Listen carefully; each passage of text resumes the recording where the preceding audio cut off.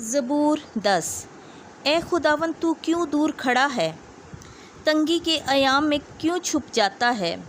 जबकि शरीर मगरूर होता है तो मस्कीन जल जाता है और वो उन्हीं मंसूबों में गिरफ़्तार हो जाता है जो उसने बांधे हैं, क्योंकि शरीर अपनी नफसियानी ख्वाहिश पर फ़ख्र करता है और लुटेरा कुफ़र बकता और खुदावंद की अहानत करता है। शरीर तकब्बुर से कहता है कि वो इंतकाम नहीं लेगा। उसका सारा ख़याल ये है कि कोई खुदा है ही नहीं। उसकी राहें हर वक्त बामुराद हैं, तेरी क़ज़ाएँ उसकी तवज्जो से दूर हैं। वो अपने सब दुश्मनों को हकीर जानता है। वो अपने दिल में कहता है कि मुझे जुम्बिश ना होगी, मैं किसी ज़माने में बदनसीब ना हूँगा। उसका मुँह लानत और मकर और दगा से भरा है और उसकी ज़ुबान के नीचे फ़साद और शरारत है। वो देहात की कमीनगाह में बैठता है, वो पशीदा मुकामों में मासूम को कत्ल करता है।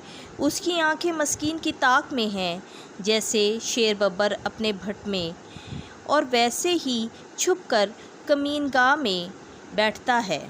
कमीनगाह में बैठता है ताकि बेकस को पकड़े, बेकस को पकड़कर उसे अपने जाल में फंसा लेता है।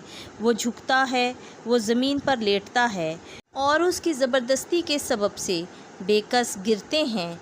वो अपने दिल में कहता है कि खुदा भूल गया है, वो अपना मुंह मोड़े हुए हैं, वो हरगिज़ नहीं देखता। उठ ए खुदावन, खुदा अपने हाथ को बुलंद कर, मस्कीन को फरामोश ना कर। शरीर क्यों खुदा की अहानत करता है और अपने जी में कहता है कि वो इंतकाम नहीं लेगा। तो तू देखता है, तू दुख और गम पर निगाह करता है ताकि उन्हें अपने हाथ में ले।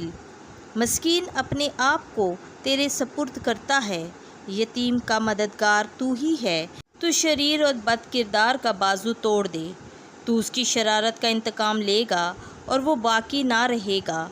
खुदावंद अब्दो आबाद तक बादशाह है, उसके मुल्क में से गैर कौमें हलाक होंगी। ए खुदावंद, तूने गरीबों की इस्तदा सुन ली है, तूने उनका दिल पुख्ता किया है, तूने कान लगा कर सुना है ताकि यतीम और मज़लूम का हक़ संभाल ले और इंसान जो महज खाक है फिर होलनाक ना हो। आमीन।